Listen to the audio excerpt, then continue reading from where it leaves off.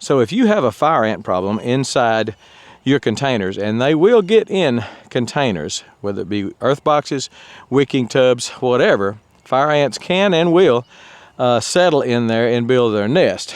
If you have that problem, but you don't want to add chemicals to your containers, let me show you what I did a few weeks ago, and it worked just great.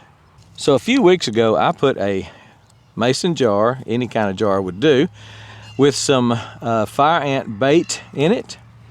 In this case, it was one that I use extensively. It's Advion.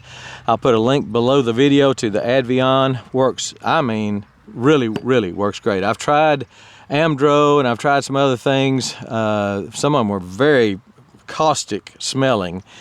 Amdro's not, but I've tried it, and Amdro just didn't work for me. But the Advion really does. You can see some of the remains of it in there, that light colored stuff. But so what I did was just put some of the Advion in the jar and just set it down in here, because I had fire ant mounds all in the top of this container. You can see the remnants of them. Because it's a bait and because it's protected, and one of my viewers gave me the idea of using a bait station, and that's what this basically is a bait station, because the Advion can't get wet. It needs to be in a granular form that they can take back down into the mounds. Because it's a bait station that was out of the weather, I set it there. This was all fire ant mounds. All this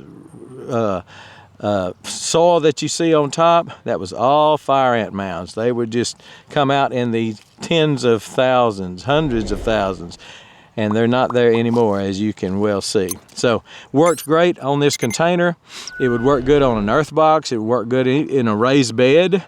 Now yes, they're taking the Advion as needed, as they find it, as they want to take it back down into the mound and to the queen, which is what you have to do. You have to kill the queen. The mound dies when the queen dies.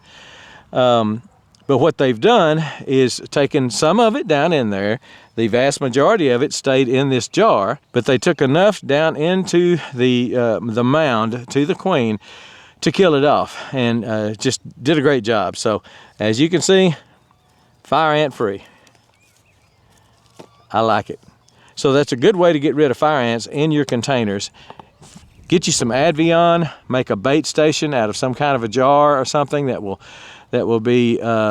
shed the rain. It rained heavy since I put this out, and most of that bait is still in granular form. It's not clumped together, which is what happens when it rains. When it's clumped together, the ants can't carry it down into the mound, so that's why it has to stay dry. So I highly recommend Advion. I'm a big fan of it, big believer in it. It's worked for me every time I've used it.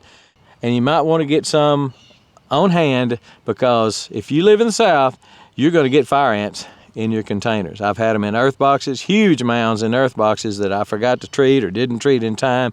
So it can and will happen if you're in the South. I don't know how far fire ants are traveling up north yet, but if you're in fire ant country, then just be aware. They will get in your containers, will get in your raised beds.